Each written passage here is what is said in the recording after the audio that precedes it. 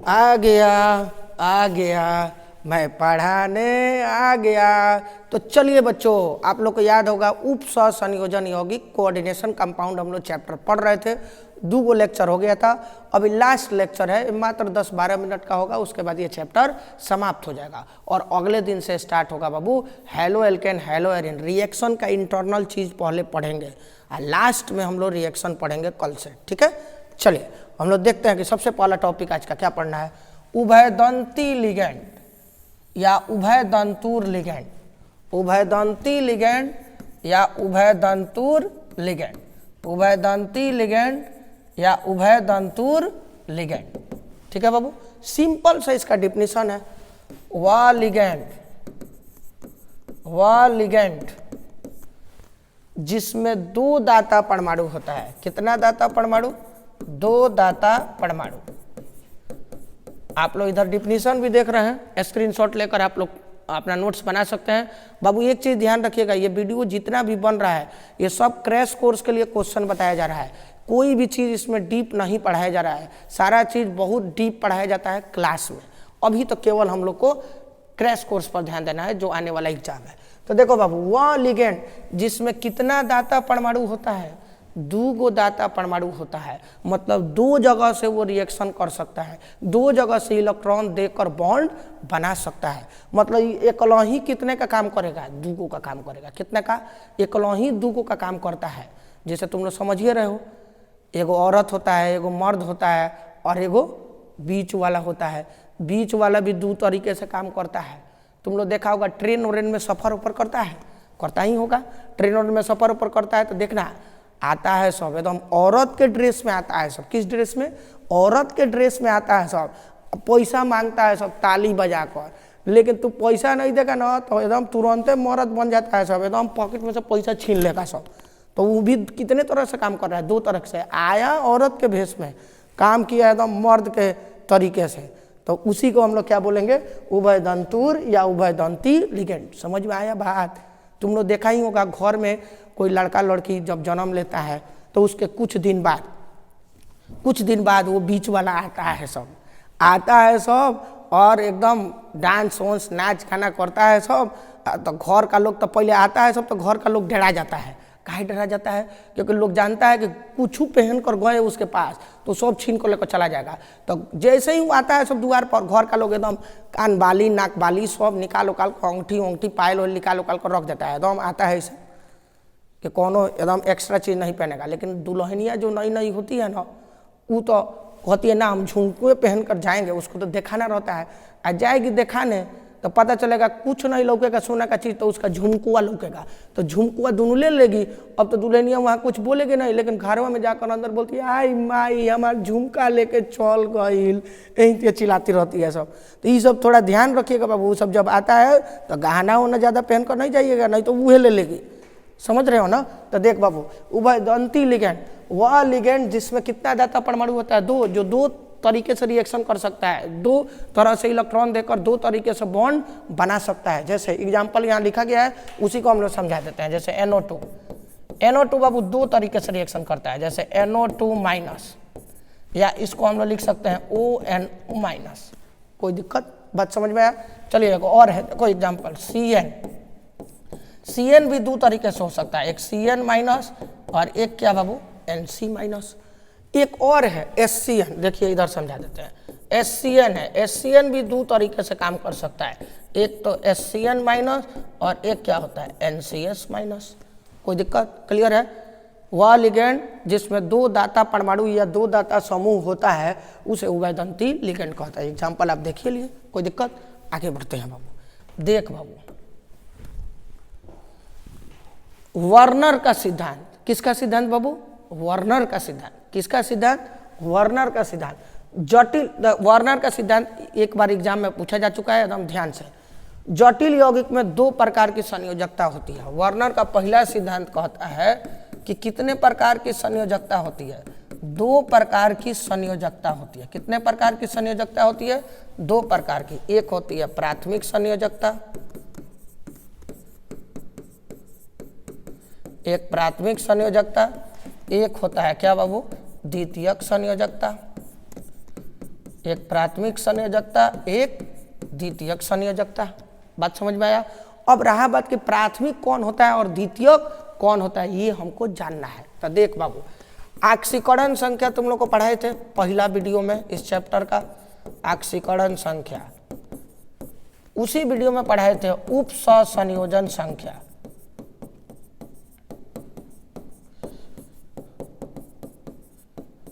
देख बाबू, तो दो प्रकार के, वर्नर ने बताया कि किसी भी जटिल यौगिक में दो प्रकार की संयोजकता होती है, प्राथमिक और द्वितीयक। प्राथमिक मतलब आक्सीकरण संख्या, द्वितीयक मतलब उप सहसंयोजन संख्या। अब चलिए एक एग्जाम्पल भी बता देते हैं, जैसे आपको सारा चीज क्लियर हो जाए। चलिए मान लीजिए यही दिया हुआ है K4 FeCN का होल 6, ठीक है। चलिए इसका आक्सीकरण संख्या याद है, बड़े कोष्ठ के बगल वाले को केंद्रीय परमाणु मानते हैं, इसी का आक्सीकरण संख्या निकालते हैं, क्या मानते हैं, X। अब बोलिए के पोटासियम, पोटासियम का कितना होता है +1, कल नहीं परसों के वीडियो में बताए होंगे आपको, प्लस एगो का +1 तो 4 गो का +4। CN का एगो का -1 होता है तो 6 गो का -6, अब बराबर, इस पर कोई प्लस माइनस नहीं है तो 0। X 4 में से 6 गया -2 बराबर 0, तो X बराबर कितना होगा बाबू, +2। ये हुआ आक्सीकरण संख्या। ये क्या हुआ, आक्सीकरण संख्या। और इसी आक्सीकरण संख्या को क्या बोलेंगे, प्राथमिक संयोजकता। अब देखो ये लिगेंड है बाबू, ये क्या है, लिगेंड है। क्या है बाबू, लिगेंड है। लिगेंड CN है यहाँ पर, लेकिन CN कौगो है, 6 गो। यही 6 क्या है, उप सहसंयोजन संख्या, और इसी को हम लोग क्या बोलते हैं, द्वितीयक संयोजकता। कोई दिक्कत, बात समझ में आया। तो चलिए, जटिल यौगिकों में दो प्रकार की संयोजकता होती है, प्राथमिक और द्वितीयक। आक्सीकरण संख्या को प्राथमिक संयोजकता कहते हैं और उप सहसंयोजन संख्या को द्वितीयक संयोजकता कहते हैं। अब देखो, द्वितीयक संयोजकता के कारण जटिल यौगिक के संरचना का निर्माण होता है। इसी द्वितीयक के कारण जटिल यौगिक के संरचना का निर्माण होता है।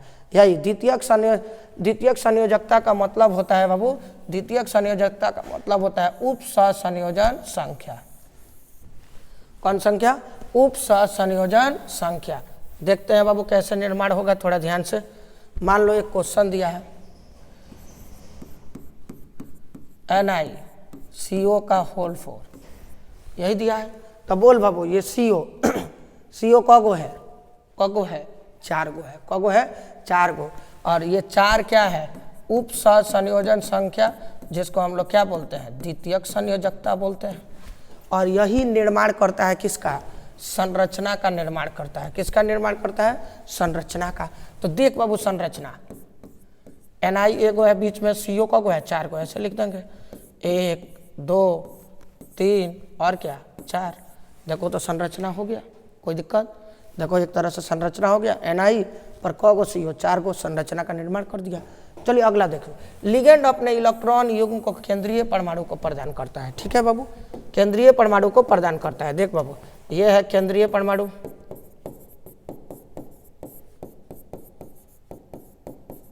केंद्रीय परमाणु। बाबू ये उप सहसंयोजन संख्या है, लेकिन CO क्या है, लिगेंड। जानबे करते हो, केंद्रीय परमाणु के बाद जो होता है वो क्या होता है, लिगेंड होता है। क्या होता है, लिगेंड। ये सब क्या है, लिगेंड है। ये सब क्या है, लिगेंड है। यही सब क्या है, ये सब क्या है बाबू, लिगेंड है।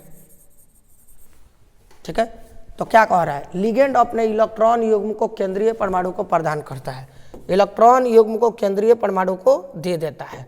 तो देखते हैं बाबू देता है कि नहीं। ये लिगेंड है, अपना इलेक्ट्रॉन युग्म किसको देता है, केंद्रीय परमाणु को।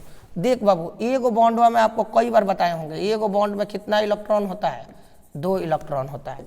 एगो बॉन्ड में कितना इलेक्ट्रॉन होता है बाबू, 2 इलेक्ट्रॉन होता है। देख, तो ये अपना 2 गो इलेक्ट्रॉन किसको दिया, केंद्रीय परमाणु को।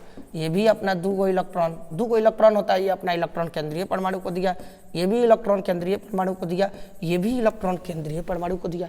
क्लियर है, वही तो थ्योरी है। लिगेंड अपने इलेक्ट्रॉन युग्म को केंद्रीय परमाणु को प्रदान करता है, प्रदान कर दिया, कोई दिक्कत। यही लिगेंड है जिसका संख्या को उप सहसंयोजन संख्या या द्वितीयक संयोजकता कहते हैं, और वही अपना इलेक्ट्रॉन किसको प्रदान करता है, केंद्रीय परमाणु को। कोई दिक्कत, बात समझ में आया।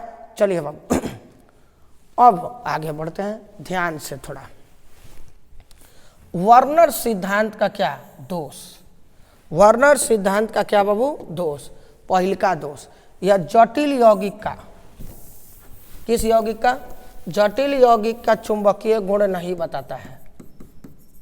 जटिल यौगिक का या जटिल यौगिक का चुंबकीय गुण नहीं बताता है। कोई दिक्कत? अब देखो, जटिल यौगिक का रंगों का भी व्याख्या नहीं करता है। जटिल यौगिक का क्या नहीं बताता है? रंग भी बताता नहीं है कि तू पीला है कि हरा है कि नीला है, उसके रंग का भी चर्चा नहीं करता है। कौन? वर्नर सिद्धांत का दोष है ये। जटिल यौगिक के रंगों का व्याख्या वर्नर सिद्धांत नहीं करता है। जटिल यौगिक के चुंबकीय गुण का भी व्याख्या नहीं करता है। चुंबकीय गुण मतलब अनुचुंबकीय कौन है, प्रतिचुंबकीय कौन है, इसके बारे में भी व्याख्या नहीं करता है। क्लियर? आगे बढ़ते हैं बाबू, ध्यान से देखेंगे। ये वर्नर का सिद्धांत और वर्नर का दोष हो गया। अब हम लोग बाबू देखेंगे ध्यान से क्रिस्टल क्षेत्र सिद्धांत। कौन सिद्धांत? क्रिस्टल क्षेत्र सिद्धांत। क्रिस्टल क्षेत्र सिद्धांत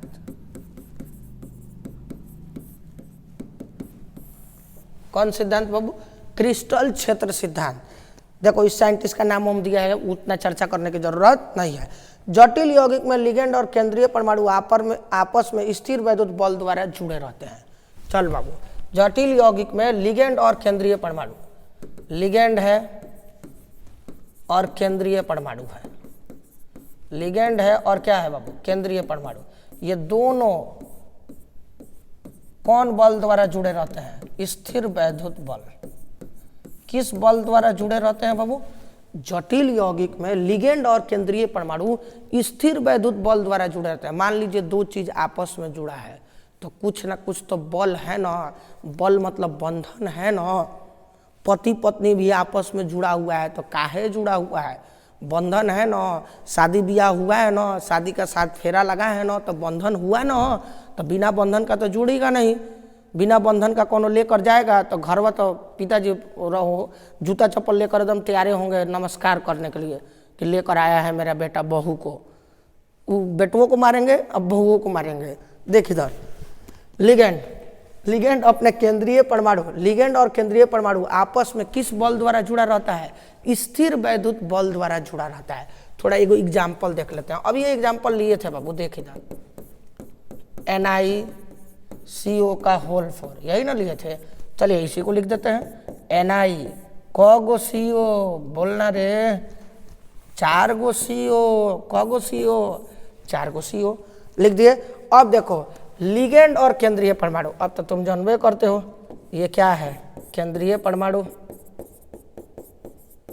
ये क्या है? केंद्रीय परमाणु। आई बकलोलवा CO सब क्या है? लिगेंड है। ये क्या है? लिगेंड है। ये सब क्या है बाबू? लिगेंड है। ये सब भी क्या है? लिगेंड है। ये सब भी क्या है बाबू? लिगेंड है। कोई दिक्कत?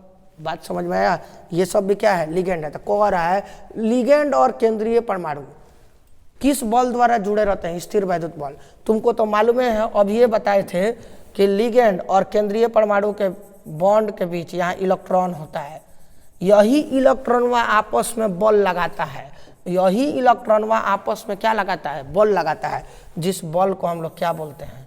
स्थिर वैद्युत बल। ये है केंद्रीय परमाणु, ये है लिगेंड। लिगेंड और केंद्रीय परमाणु के बीच 2 इलेक्ट्रॉन है। ये इलेक्ट्रॉन के बीच कौन सा बल लगता है? स्थिर वैद्युत बल। यही लिखा गया है। जटिल यौगिक में लिगेंड और केंद्रीय परमाणु आपस में स्थिर वैद्युत बल द्वारा जुड़े होते हैं। क्लियर है? बात समझ में आ गया? जल्दी बोलो। एक और चीज लिखा गया है, जटिल यौगिक में केंद्रीय परमाणु, ये रहा केंद्रीय परमाणु। केंद्रीय परमाणु ऋणात्मक लिगेंड या अणु के ऋणात्मक भाग से जुड़े रहते हैं।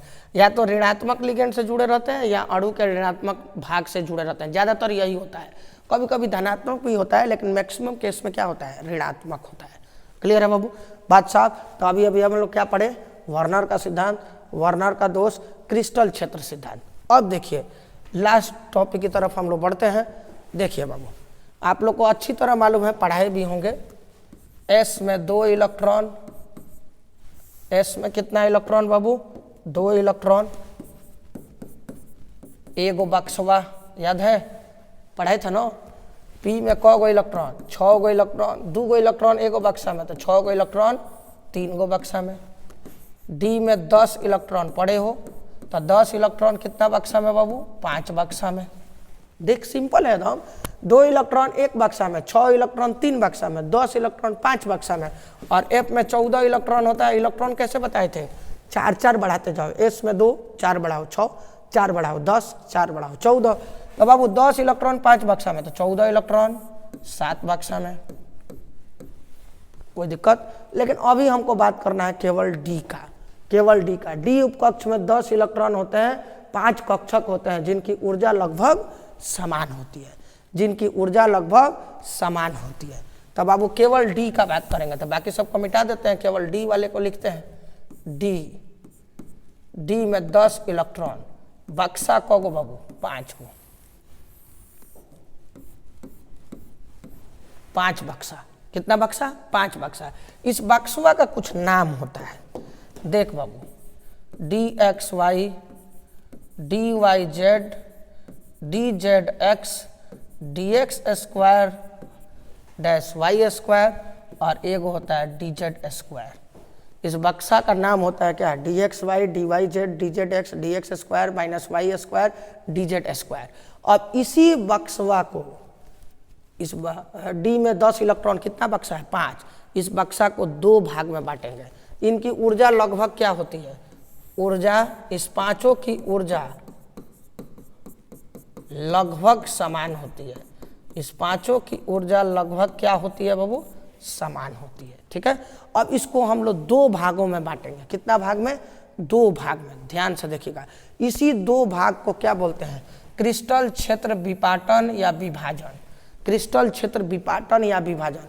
समान ऊर्जा वाले डी कक्षकों को 2 भागों में बांटा जाता है। इस प्रक्रिया को क्रिस्टल क्षेत्र विभाजन कहते हैं। इनकी ऊर्जा लगभग समान होती है, इसको 2 भाग में बांटते हैं, इसी को क्या बोलते हैं? क्रिस्टल क्षेत्र विभाजन या विपाटन कहते हैं। कैसे बांटते हैं? तो देख बाबू, ये 2 पार्ट में बटेगा। एक तो ये 3 गो इधर और 2 गो इधर।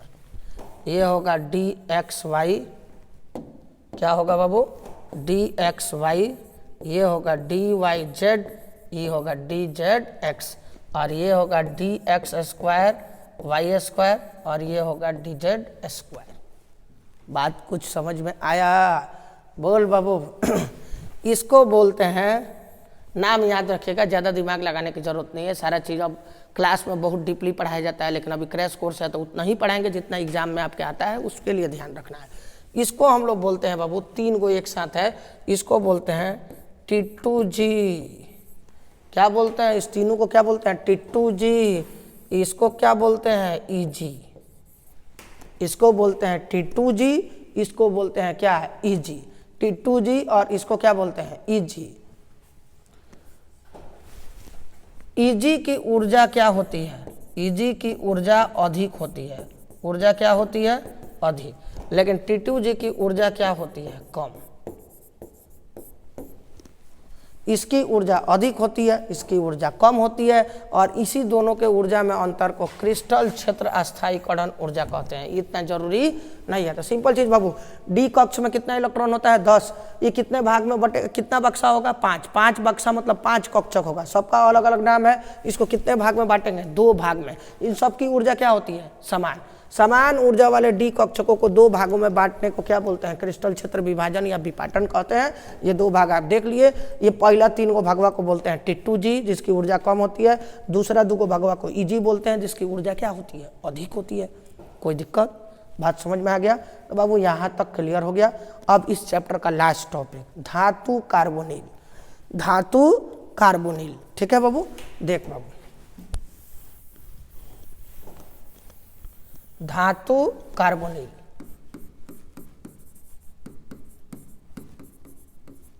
धातु कार्बोनिल, क्या बाबू? धातु कार्बोनिल। देख बाबू, सिंपल है यार, एकदम सिंपल है। देख, जब धातु के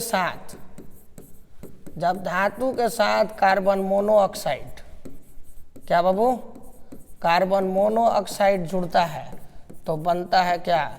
धातु कार्बोनिल। जब धातु के साथ कार्बन मोनोऑक्साइड जुड़ता है तो क्या बनता है? धातु कार्बोनिल। क्या बनता है? धातु कार्बोनिल। क्लियर है? बात समझ में आया? जल्दी बोलो, देखते हो बात समझ में आया? धातु के साथ कार्बन मोनोऑक्साइड जुड़ेगा तो क्या बनेगा? धातु कार्बोनिल। चल बाबू धातु ले लो एगो। निकेल धातु है,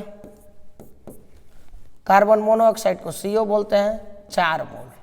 कितना मोल? 4 मोल। तो बोल बाबू Na कितना CO? 4। तो NaCO का क्या? 4 गो है तो NaCO का होल 4। ये हो गया धातु कार्बोनिल, ये कार्बन मोनोऑक्साइड 4 मोल, और ये क्या हो गया? धातु हो गया। कोई दिक्कत है? बात समझ में आया? नहीं बुझाया? देखो और भी देख लो। Cr 6CO, बोलो Cr क्रोमियम, Cr नहीं जो हुआ करता है, CrCO का होल 6। ये हो गया धातु कार्बोनिल, ये कार्बन मोनोऑक्साइड, ये हो गया धातु। क्लियर है बाबू? बात समझ में आया? आज के लिए यही क्लास ओवर होता है बाबू। अगले क्लास से रिएक्शन का इंटरनल क्वेश्चन हम लोग पढ़ेंगे जो एग्जाम के लिए बहुत इंपॉर्टेंट होता है। आज के लिए class over. Bye bye bye bye bye bye.